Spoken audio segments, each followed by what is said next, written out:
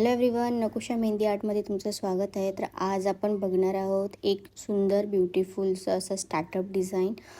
जे डिझाईन तुम्ही आहे ते रिक्रिएटसुद्धा करू शकता. ज्याच्यामध्ये मी इथे युनिक डिझाईन म्हणून इथे एक बर्ड्स घेतले आहे पॅटर्न. बर्ड्स पॅटर्नच्या ऐवजी तुम्ही दुसरं कोणतंही घेऊ शकता. सुरुवातीला इथे मी एक प्लसचं साईन घेतलं आहे, जेणेकरून मला जो स्क्वेअर काढायचा होता तो एक परफेक्ट मेजरमेंटमध्ये काढता यावा. त्यानंतर मी त्याच्या आतमध्ये प्रॉपर शेपमध्ये जशी व्हिडिओमध्ये तुम्ही बघत आहात त्या पद्धतीने मी इथे पॅरट काढलेले आहेत. तुम्हाला ह्याच्या जागी जर पीकॉक, एलिफंट, स्वान काढायचे असतील तर तुम्ही काढू शकता. ही तुमची स्वतःची रिक्रिएटिव्ह असेल डिझाईन. त्याचबरोबर इथे आता हा जो मी पीकॉक बनवणार आहे तो बोल्ड असणार आहे, त्यामुळे मी आतमध्ये जे काम केलेलं आहे ते एकदम लाईट केलेलं आहे. तर तुम्हालाही असंच बॅलन्स करायचा आहे. लाईट अँड डार्कचा जो काही बॅलन्स असतो तो मेंटेन ठेवायचा आहे.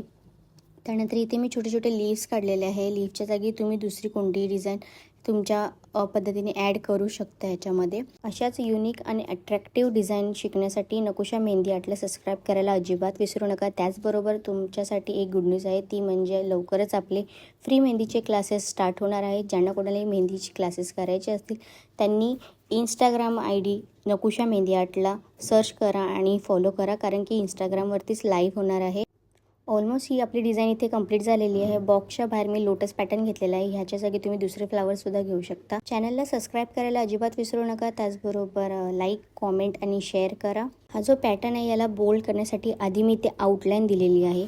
मेक शुअर तुम्ही कधी डिझाईन काढत असाल तर त्याला आउटलाईन द्या. आउटलाईनमुळे आपल्याला जे बोल्ड एलिमेंट आहे ते कितपत बोल्ड करायचे हे प्रॉपर समजतं. त्यानंतर मी आतला जो पार्ट आहे पीकॉकचा तो सुद्धा असाच पद्धतीने बोल्ड केलेला आहे.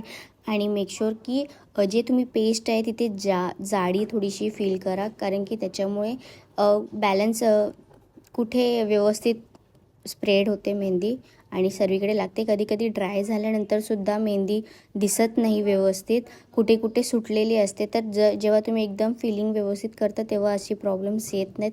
छोट्या छोट्या गोष्टी असतात ज्या मेहंदीमध्ये आपण इग्नोर करतो. तर त्या सर्व गोष्टी मी तुम्हाला माझ्या या क्लासमध्ये सांगणार आहेत.